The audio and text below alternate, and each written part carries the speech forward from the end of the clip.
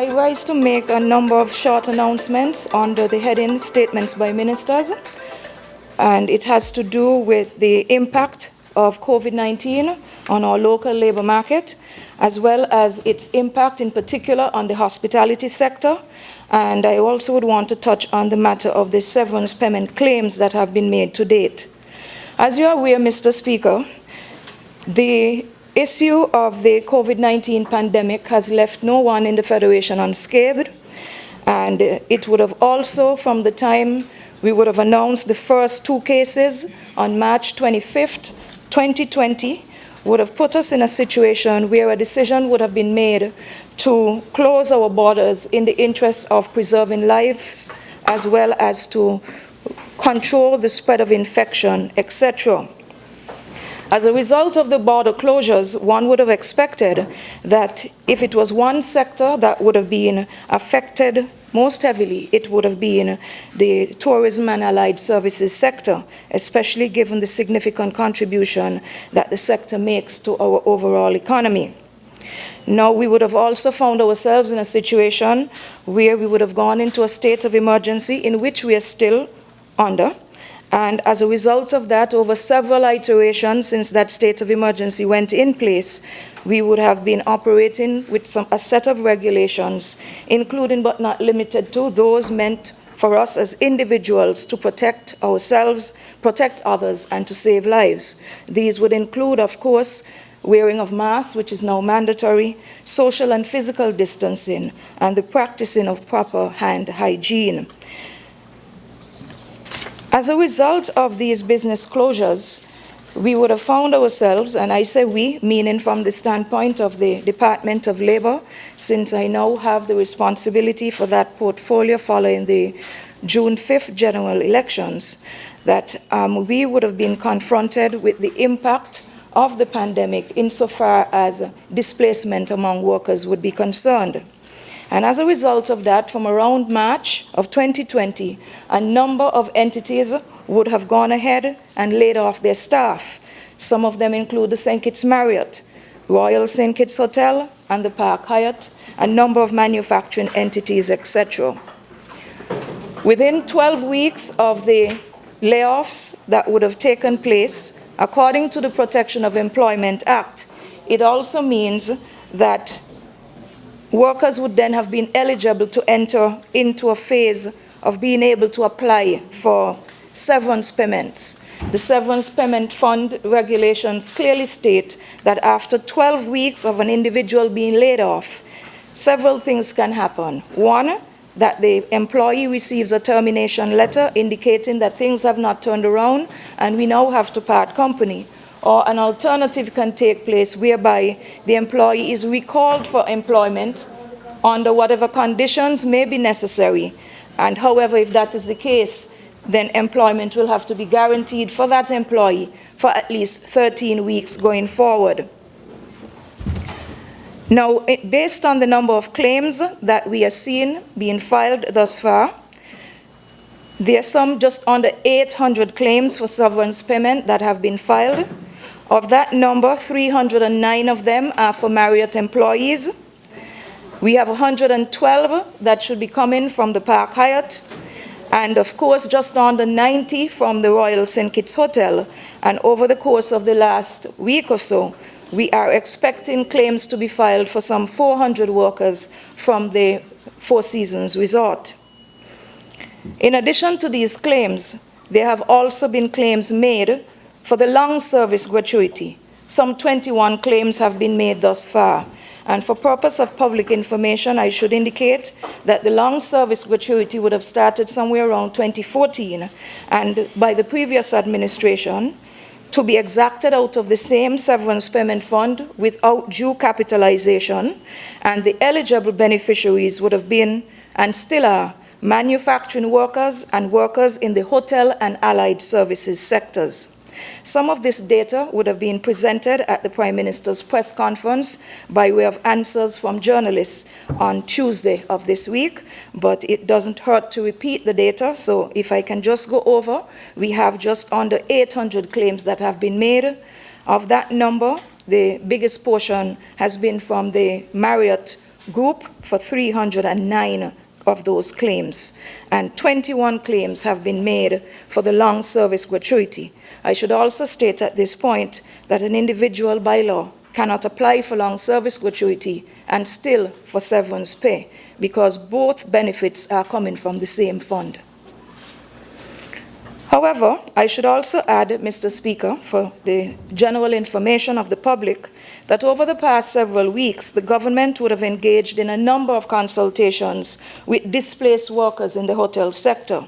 Thus far, the Department of Labor would have had 3 such consultations, and these consultations were with the St. Kitts Marriott Resort, which had to be done in 2 groups considering the sheer size of the staff and to meet social distancing rules.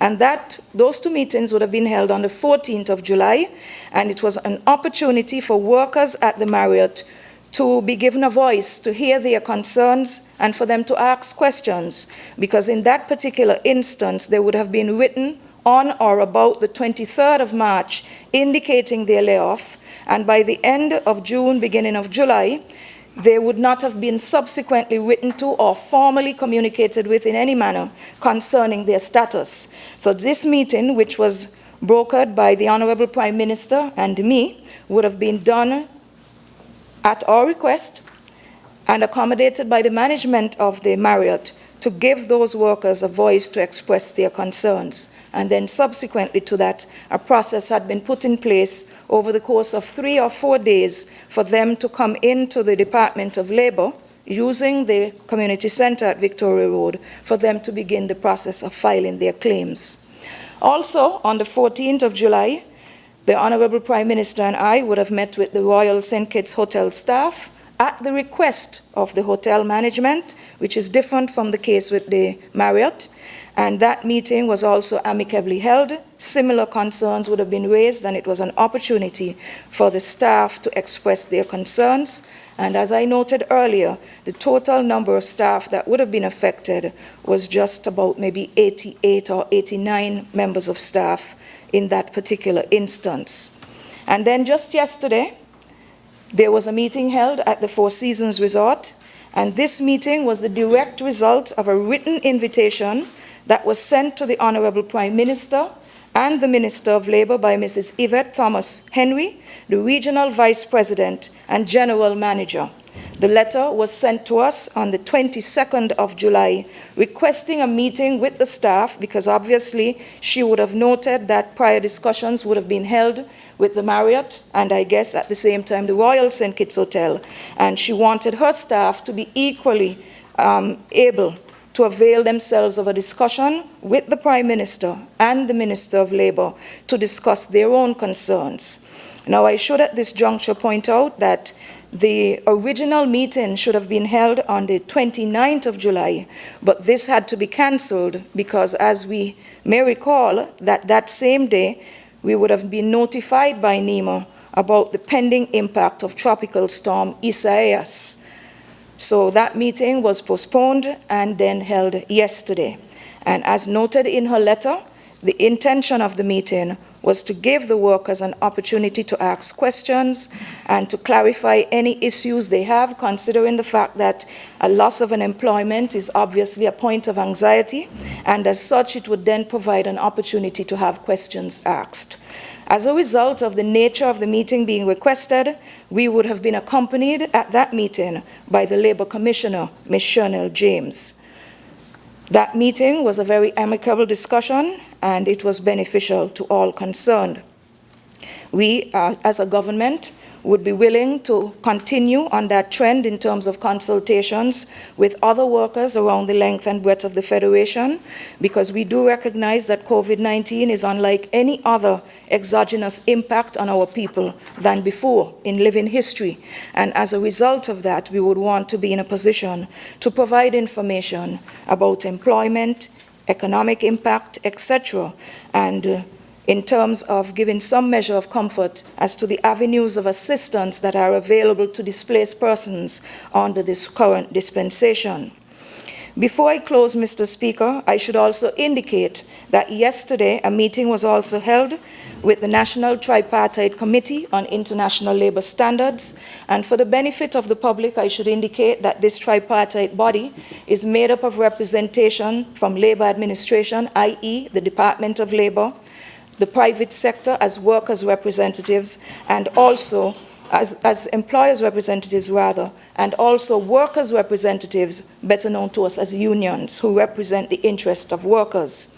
The meeting would have been the first one that would have been convened since the closure of our borders and the beginning of the impact by COVID-19. The agenda items that were discussed at this meeting, which I would have called as the Minister of Labor, my first meeting with them, would have included the following. 1, the status of the Severance Payment Fund, the actuarial review that was recently commissioned by the Department of Labor, given to a Canadian firm, Mon Chappelle, who had already done a similar exercise on the Social Security Fund. And of course, we would have also looked at the introduction of an unemployment fund to be managed by Social Security. To the best of my knowledge, there is perhaps a draft piece of legislation that is in hand with Social Security, which will now become the subject of an assessment, public consultation, etc., and then eventually a submission will be brought to Cabinet, and ultimately a decision will be made as to whether or not to give parliamentary cover to that type of coverage, which we think in this present environment of uncertainty in terms of the economy and loss of jobs, it presents yet another avenue for assistance for workers who are displaced. And the final agenda item that would have been discussed yesterday would have been the status of the draft Labor Code, which has spanned several administrations, starting with the Labor Administration, and then into the first term of this government, and now this present term. And it is the view to bring closure to this matter within the next several months, go through a process of consultation before it is brought to Parliament. And essentially what the Labor Code does is to update all of the pieces of legislation that we have in front of us and create what, for want of a better term, would be a compendium of laws relating to labor issues within the Federation.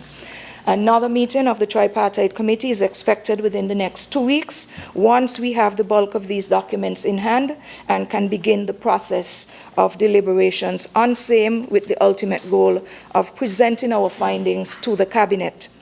I should also state, as one last note, that as of Monday, next Monday, the Labor Department will be located on the second floor of Neville's Eatery on the Camps Main Road. The Labor Department has been housed for about 2 years at Victoria Road in the building owned by Amory Enterprises, and for a number of reasons, relocation has become necessary, including the fact that for social distancing purposes, the building has been found to be in violation with COVID-19 protocols, because we have some maybe 36 members of staff in a space that is less than 1,200 square feet. There's also a public health concern in that only one lavatory is available for those numbers of staff, which is grossly insufficient. So as of Monday, the unit will be located at Neville's Eatery. And with those words, Mr. Speaker, I thank you for your indulgence.